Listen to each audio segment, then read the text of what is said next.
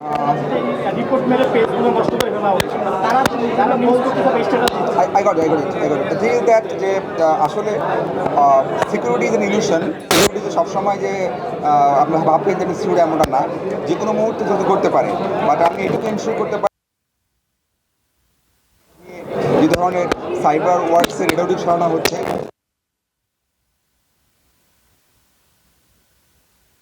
দুজন বা এর সঙ্গে যুক্ত তারা নিজেরাই অলরেডি সেন্সিটাইজড, তারা অলরেডি বুঝতে পেরেছেন।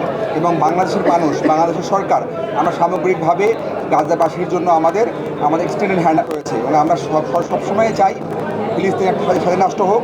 তো ফিলিস্তিন যখন একটা রাষ্ট্র হবে, তার পক্ষে সমর্থন সরকারের আছে, আমাদের সবারই আছে। সেখানে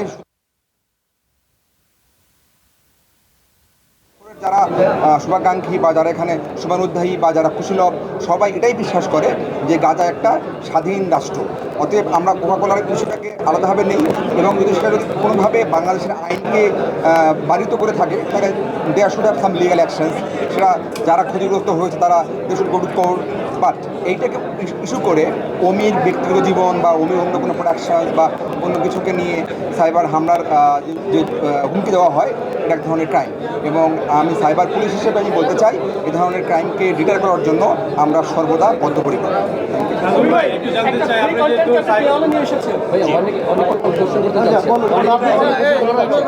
আপনি যেহেতু সাইবার নিয়ে কাজ করছেন, আপনার কাছে আমি ভাবে সোশ্যাল মিডিয়াতে স্ট্যাটাস দিয়ে কারা ক্ষতি করতে চাচ্ছে তাদের বিরুদ্ধে আপনারা কোনো আইনগত ব্যবস্থা নেবেন কিনা?